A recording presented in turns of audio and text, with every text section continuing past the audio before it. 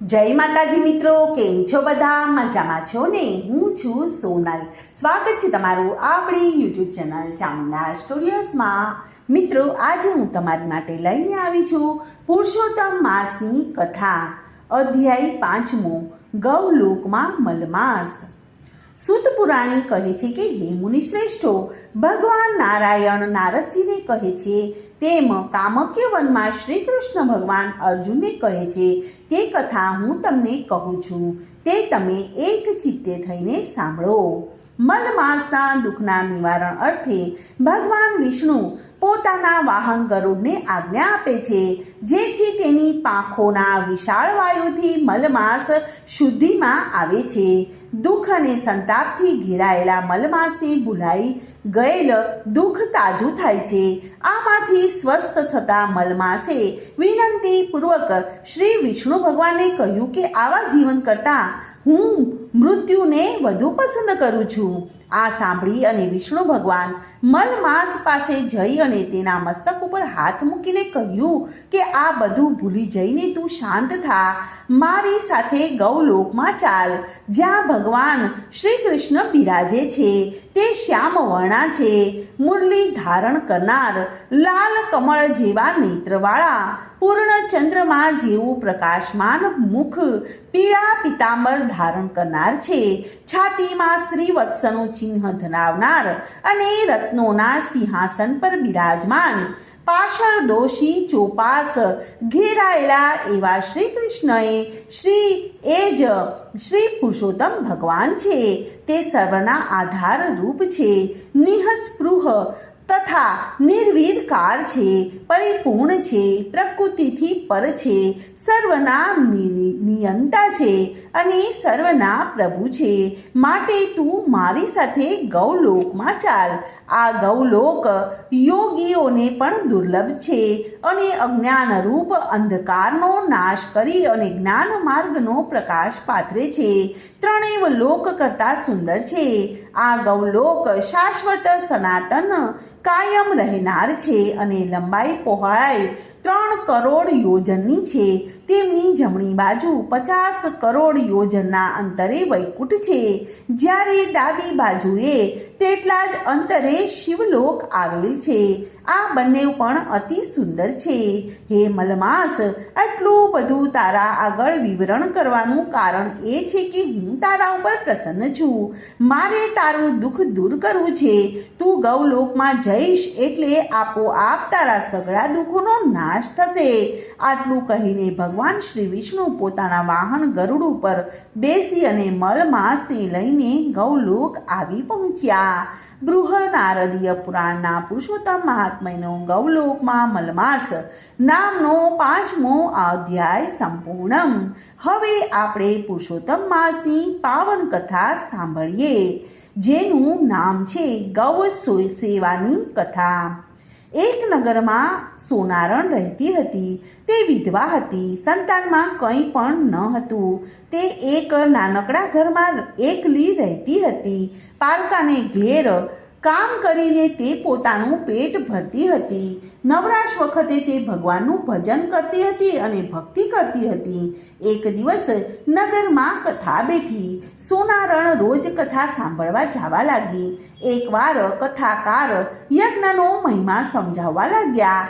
છેલ્લે કથાકાર બોલ્યા કે જેની પાસે યજ્ઞ કરવા માટે દ્રવ્ય ન હોય તો શ્રમ યજ્ઞ અને સેવા યજ્ઞ કરી અને ફળ મેળવી શકે છે.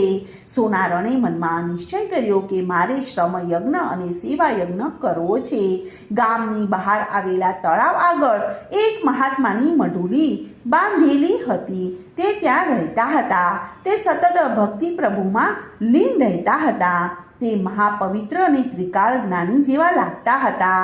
તેમનું લલાટ જગારા મારતું હતું. તેમના દર્શનાર્થે નગરના સ્ત્રી પુરુષો અવારનવાર ત્યાં આવતા હતા.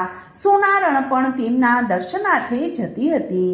સોનારણના મનમાં થયું કે શ્રમ યજ્ઞ કરવા માટે મહાત્માની મઢુલીએ અને સેવા યજ્ઞ કરવા માટે મહાત્માની સેવા વધુ અનુકૂળ છે.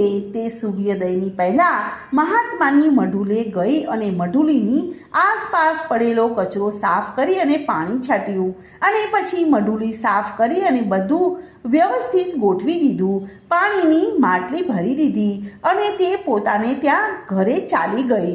આ વખતે મહાત્મા મઢુલીમાં ન હતા. તેઓ તે સમયે જંગલમાં ફરવા માટે ગયા હતા.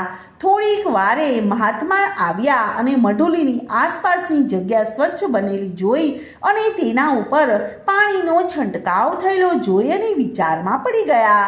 મઢુલીમાં દાખલ થતાં મઢુલી સ્વચ્છ અને વ્યવસ્થિત લાગી. પાણીનું માટલું ભરેલું જોયું. આ બધું જોઈ અને તેમના આશ્ચર્યનો પાર ન રહ્યો. સોનારણ ચતુર હતી.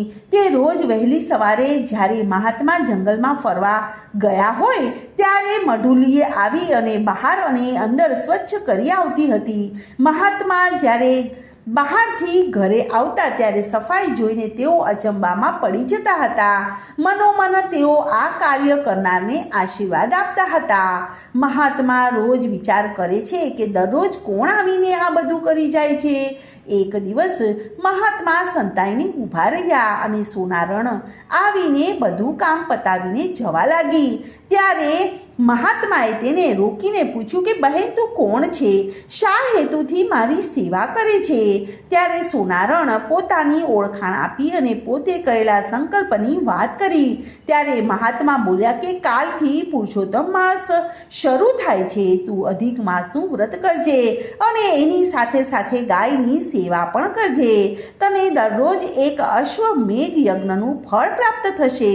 આમ તું આખો મહિનો ગાય માતાની સેવા અને પૂજા કરીશ અને પૂર્ણ શ્રદ્ધાથી વ્રત કરીશ તો તને 30 અશ્વમેઘ યજ્ઞનું ફળ પ્રાપ્ત થશે. અધિક માસ શરૂ થતાં સોનારણે પૂર્ણ શ્રદ્ધા સાથે વ્રત શરૂ કર્યું. તે તો પ્રાંતકાળે નદીએ નાહવા જવા લાગી. કાંઠા ગોરમાનું પૂજન કરે, કથા વાર્તા સાંભળે, ગાયને નવરાવે, તેને કપાળે ચાંદલો કરે, તેને લીલું ઘાસ નાખે, એકટાણું કરે અને પોતાની શક્તિ મુજબ બ્રાહ્મણોને દાન દક્ષિણા આપે. આમ પુરુષોત્તમ માસ પૂર્ણ થયો. તેને વ્રતનું ઉજવણું કર્યું. પછી વિચાર કરવા લાગી કે મને 30 અશ્વમેઘ યજ્ઞનું ફળ મળ્યું હશે, પણ એની ખાતરી શું? ત્યારે કુદરતનું કરવું કે એ નગરના રાજાનો કુંવર ગરમીના રોગથી પીડાતો હતો. આમ તો તે તંદુરસ્ત અને રૂપાળો હતો, પરંતુ આખા શરીરમાં દાહ ઉઠી આવે એવી બળતરા થતી હતી. તેનાથી તેને ઘડીભર પણ ચેન પડતો ન હતો. રાજાએ મોટા મોટા વૈદ્યોને તેડાવ્યા, જાણીતા હકીમોને બોલાવ્યા અને જોગી જતીને આમંત્ર્યા, ભૂવા ભરાડીને બોલાવી અને દોરા ધાગા પણ કરાવ્યા, પીર અને ફકીરને બોલાવી અને તાવીજ પણ કરાવ્યા. ઘણાએ અખતરા કર્યા, પણ કુંવરના શરીરનો દાહ ઘટતો ન હતો. બળતરા સતત ચાલુ જ રહેતી હતી. એવામાં કોઈ સિદ્ધ પુરુષ રાજાના મહેલે આવ્યો અને રાજાએ પોતાના કુંવરને બતાવ્યો.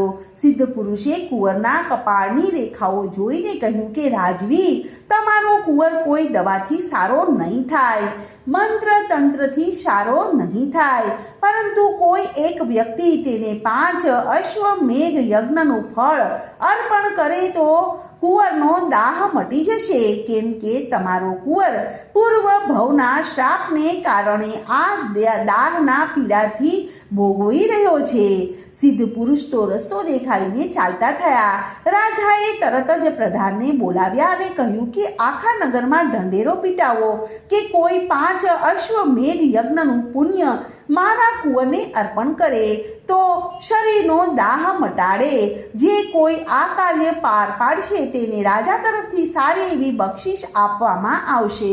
2 દિવસથી નગરમાં ઢંઢેરો પીટવામાં આવ્યો, છતાં પણ કોઈ રાજા પાસે આવતું ન હતું.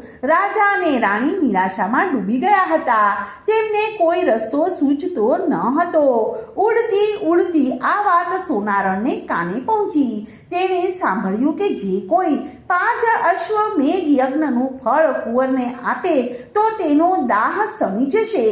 આ વાત સાંભળીને સોનારણને મનમાં વિચાર આવ્યો કે પેલા મહાત્માની વાતની ખાતરી કરવાનો આ અવસર છે. સોનારણ રાજાના મહેલે ગઈ અને રાજાને નમન કરીને કહેવા લાગી કે મહારાજ, આપ કહેતા હોય તો કુંવરને 5 અશ્વમેઘ યજ્ઞનું ફળ હું આપું. રાજા તો સોનારણની વાત સાંભળીને તેની સામે તાકી રહ્યો અને સોનારણના દેખાવ ઉપરથી તે સાવ સામાન્ય અને ગરીબ લાગતી હતી. રાજા નવાઈ પામ્યો, કારણ કે અશ્વમેઘ યજ્ઞ કરવો એ કંઈ જેવા તેવાનું કામ નથી. વિશ્વાસ ન આવ્યો તોય એટલા બધા કાર્ય કર્યા તો એક વધારે, એમ વિચારીને રાજાએ હા પાડી. રાજાએ હા પાડી એટલે સોનારણે એક કળશિયો ભરીને પાણી મંગાવ્યું. તેમાંથી અંજલિ ભરીને ચારે દિશામાં છાંટ્યું. પછી તે પાણીની અંજલિ ભરી અને પુરુષોત્તમ ભગવાનનું ધ્યાન ધર્યું. હે પુરુષોત્તમ ભગવાન, તમારા વ્રતના પ્રતાપે સેવાનું ફળ મને 30 અશ્વમેઘ યજ્ઞ જેટલું મળ્યું હોય તો હું મારું 5 અશ્વમેઘ યજ્ઞનું ફળ આ કુંવરને આપું છું. તો કુંવરનો દાહ સમાવી દો અને તેના શરીરને શીતળતા આપો. આટલી પ્રાર્થના પછી સોનારણે તે પાણી કુંવરના મુખમાં રેડ્યું.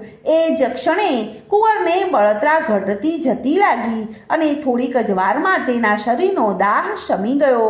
અને કુંવરને શરીરનો દાહ શમતા તે એકદમ આનંદથી કૂદકો મારીને ઊભો થઈ ગયો અને સોનારણના પગમાં પડી ગયો. તેની આંખમાં હર્ષના આંસુઓ આવી ગયા. રાજા આ જોઈ અને અચંબામાં પડી ગયો. હજુ હમણાં તો કુંવર રડતો હતો અને તરફડતો હતો, કણસતો હતો. એ અત્યારે આનંદમાં અને ખુશીમાં હતો.